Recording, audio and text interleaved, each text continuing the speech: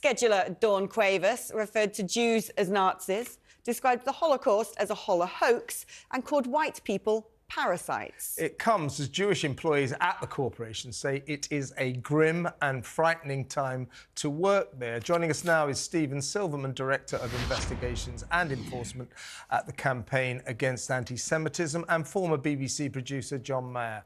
Thanks, both of you, for joining us. Let's go to you first, Stephen. I thought, this woman, Dawn Quaver, what she was putting out on social media, just disgusting racism. Extraordinary that she should ever have been there in the first place. In fairness to the BBC, they didn't muck around 3 or 4 days and they sacked her. So she's a racist with a few of these ludicrous tropes about Jewish people and white people. She's an equal opportunity hater. We're the virus. Jewish people are Nazis and so on. Absolute nonsense. But what really worried me here, Stephen, was that a Jewish employee at the BBC said, in response to the Dawn Quaver saga, bearing in mind this is the corporation that refuses to call Hamas terrorists and has been accused of a definite favourable slant towards against Israel.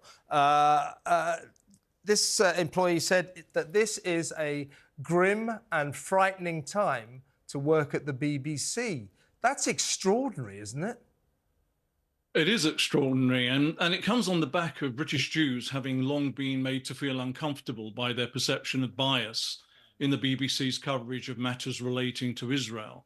Since the atrocity that was committed by Hamas on 7th of October, that plaster has been ripped off the wound. It's become manifestly clear that the BBC has an institutional problem with Jews and Jewish issues.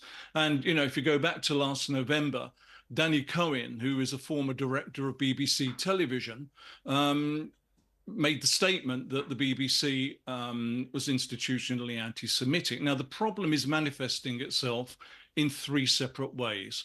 Firstly, there has been a constant drip of BBC employees openly engaging in deeply anti-Semitic rhetoric. Dawn Quaver is just the most recent in an ignominious list. And if people want to see more, they can look them up on our website. Secondly, there is a very clear bias in the BBC's reporting of Israel's war against Hamas, in which Israel is being painted as a brutal aggressor, with complete disregard for the fact that this is a war that Israel is fighting in order to defend its citizens against a repeat of October the 7th. The BBC's reporting is actually inflaming anti-Semitism on the streets. And then finally, the BBC has a real problem with its refusal to take action against high-profile employees who use their celebrity to promote biased views to a vast social media following. John, I'm going to come to you now. The talk of BBC bias continues to haunt the BBC, and I can well imagine, as with all and sundry that gets sucked into the culture wars and turned into a binary choice, that most UK newsrooms probably do very much lean in one direction that might make somebody feel that if they were Jewish, somewhat unwelcome or at least disquieted by conversations they hear at the water cooler. But I think perhaps one of the biggest problems with the BBC on reading some of these reports are some of the views being openly expressed by staff working in international newsrooms. What should the BBC be doing about this? The charge sheet, isn't it, from my friend on the other side? I feel like I'm intruding on private grief here after the row I've just witnessed. But however, look, the system worked, didn't it? The BBC has 22,000 employees. Some of them will be loonies. Some of them will be loonies who go onto Facebook. This one went onto Facebook, and you know what? She got cut off at the knees. So the fox has been shot there. I would advise you to actually read The Guardian today. There's a rather good analytical piece about the BBC's CNN's coverage of the Gaza war. It does seem to me that there is a strong journalistic question to be asked about reporting of the Gaza war. It's all been seen from the side of Israel. Israel has not allowed any reporters into Gaza. Now, that is just plain disgusting. You can't have a war in which only one side is reporting. So, and where's the BBC bias? When the Culture Secretary appeared the other day on Good Morning Britain, was asked for bias, she on Sky News, she was lost for words. So John, are you saying that the BBC doesn't have a problem here? John, Are you saying that the BBC doesn't have a problem here in terms of its slant against Israel? I don't know if they have a problem. I don't know. Does the BBC have an anti-Semitism problem? I don't think so. You know, there's somebody. Okay. No, I mean, I think Danny Cohen has become a rent-a-gob. He really has. He pops up. Danny all the time. Cohen's a rent-a-gob.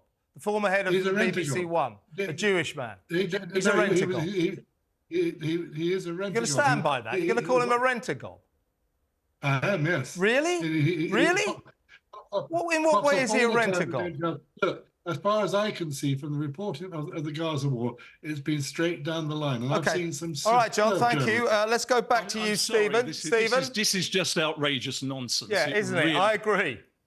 It's absolutely through the looking glass to say that this war is being reported from Israel's point of view. Look at what happened with the reported bombing of the hospital early on in this conflict. That was completely inaccurate. The BBC rushed to judgment, and then when Jeremy Bowen was interviewed about it, he admitted it was wrong, and he said he absolutely had no regrets. The BBC had to issue another apology after it reported that the IDF was deliberately targeting medics. Look, the BBC uses Hamas stats with minimal qualification. All it does is it says that Stop talking over him, John. All the BBC ever does is report stats as from the Hamas-run Ministry of Health. That goes no way to actually explaining what those statistics represent. It doesn't explain when it reports on the number of fatalities that number includes around 10,000 Hamas terrorists that Israel has murdered. That Israel has killed. It doesn't include the fact that a very large number of rockets directed at Israel from Gaza misfire, land in Gaza, killing Gazans, and those numbers are included in the fatality statistics. It doesn't include the fact that Hamas kills Gazan civilians for resisting them or for trying to follow Israel's instructions to leave an area that is about to be targeted.